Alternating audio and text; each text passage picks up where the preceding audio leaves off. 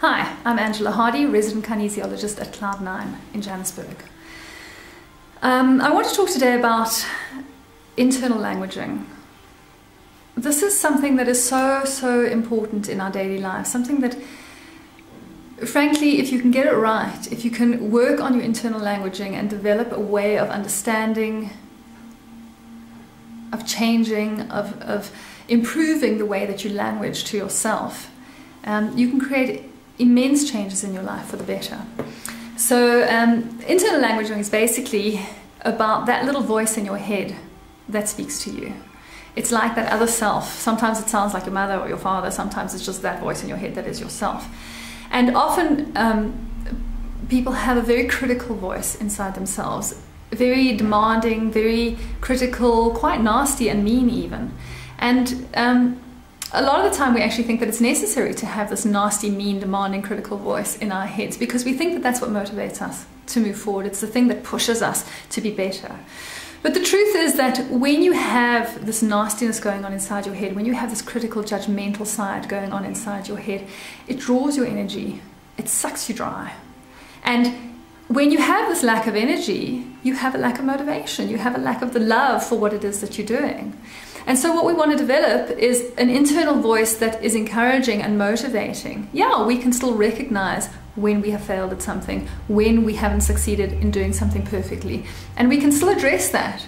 But it's not necessary to be mean about it. It's not necessary to be critical and judgmental about it. We can address that in a loving and a gentle way. We can say to ourselves, oh, okay, didn't succeed here.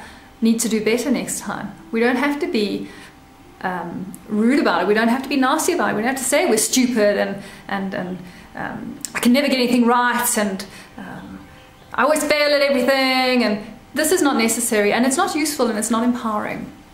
So what I want you to think about today is what the internal voice, the internal dialogue and conversation that's going on in your brain is saying. I want you to think about, is this internal dialogue gentle and loving? Is it unconditional and mothering and nurturing?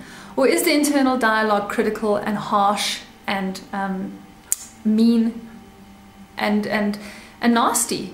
And if your internal dialogue is critical, harsh, and mean and nasty, I want you to think about how you can change that internal dialogue.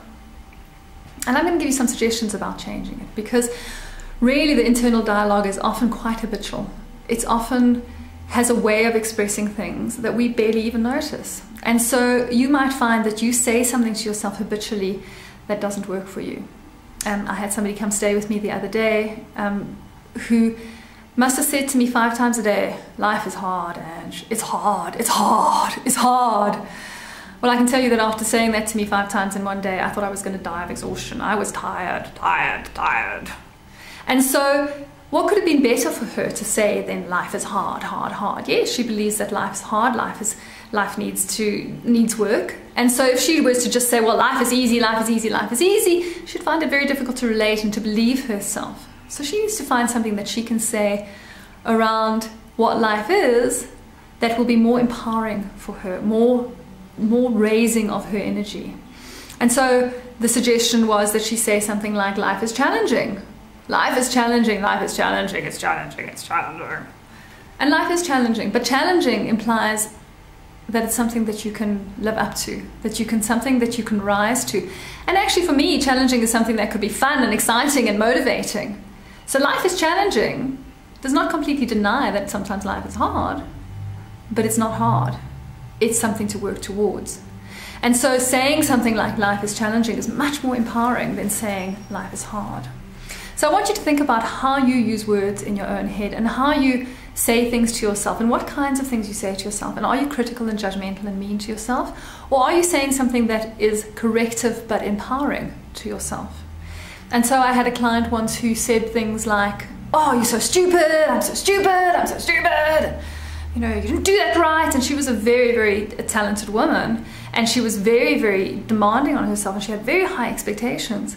But when she learned to say to herself, I'm loving you, I recognize that that wasn't my best effort, but I'm loving you, to herself, this was an amazing, empowering and changing technique for her.